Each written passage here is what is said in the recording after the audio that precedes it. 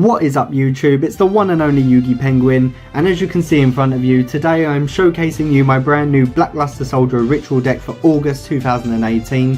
If you guys like this video, then please leave a like on the video, subscribe for more epic Yu-Gi-Oh content, and please switch on your notification, which is the little bell that is next to the subscriber button, so you will never miss an upload from me. So let's get into the deck profile. This deck, I've been testing it for quite a few days now. It's quite a good deck, but you can tell me what you think of it, and if you want to make any changes to the deck, then please go ahead and do it. So let's get into the first card. Obviously one of the boss monsters himself, Blackluster Soldier. This is one of the old school ones, as you can tell. Sorry about the glare, I am recording in the evening, but hopefully you can see that. Pause the video if you need to, and hopefully I'll explain the cards as best as I can.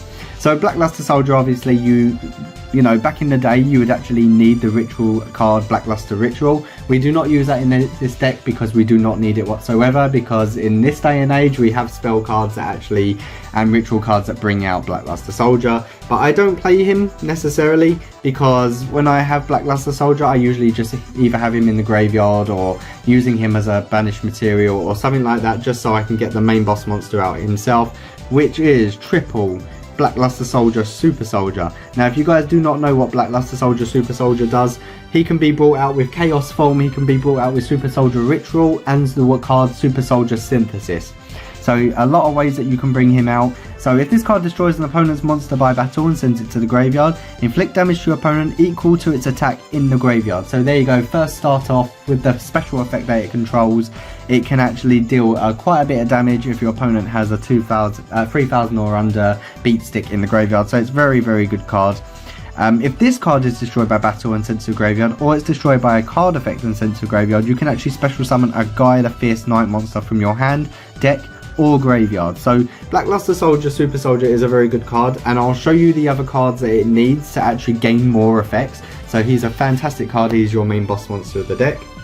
I'm actually taking the advantage of running Blackluster Soldier Envoy at the beginning at 3, seeing as he is unlimited now. It is a good idea. You're playing light and dark monsters in the deck, so the only way you can special summon this card is by banishing a light and dark monster to special summon him from your hand.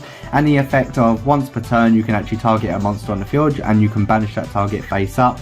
Just note that you guys cannot attack with this card the turn it is activated. Or the second effect is, if this card attacked and destroyed an opponent's monster by battle after damage calculation, it can make a second attack in a row, so it can actually destroy another monster on the board, or it can go for your opponent's life points. So very, very good card also.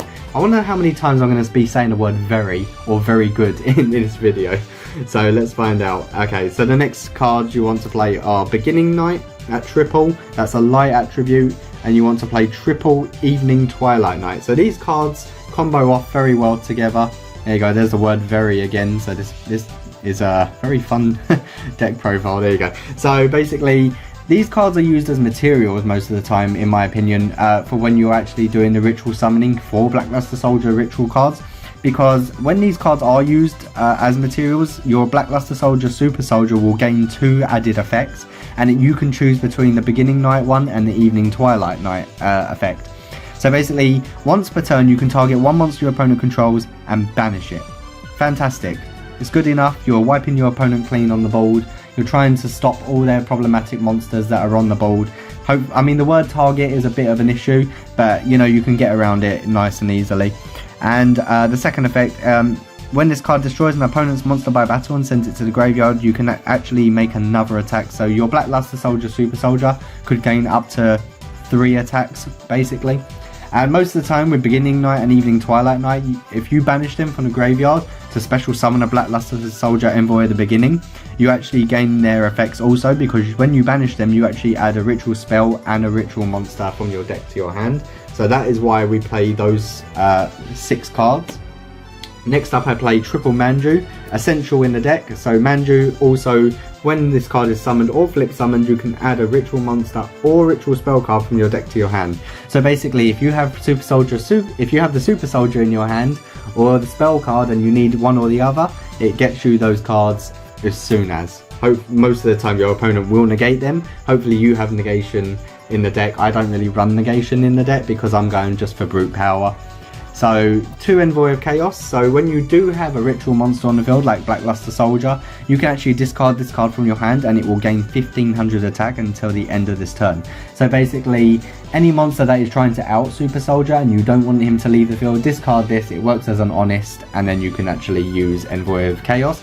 If Envoy of Chaos is actually in the graveyard, you can actually banish I believe you banish a light and 1 dark monster also, just to bring it back to your hand. So it's good to actually help during the battle phase, in my opinion.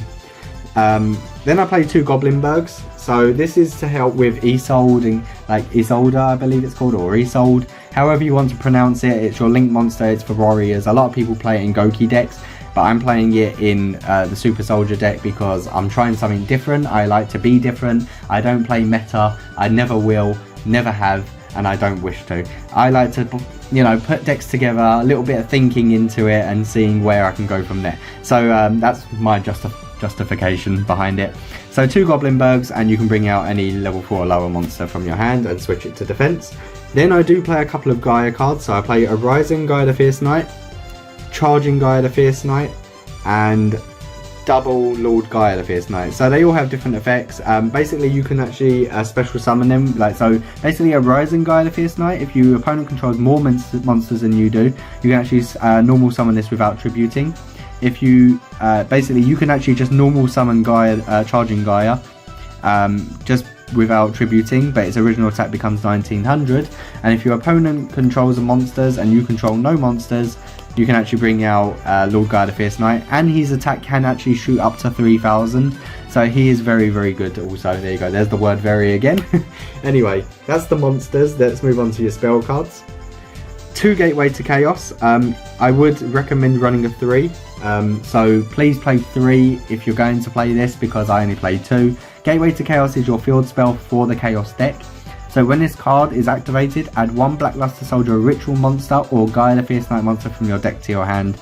And each time a monster is sent from the hand or field to the graveyard, you place 1 spell counter on it, maximum 6, and then once per turn you can actually remove 3 spell counters from this card and add a ritual spell card from your deck to your hand. Gateway to Chaos is expensive for a reason, because it's actually bringing, you know, the essential cards that you need in the deck.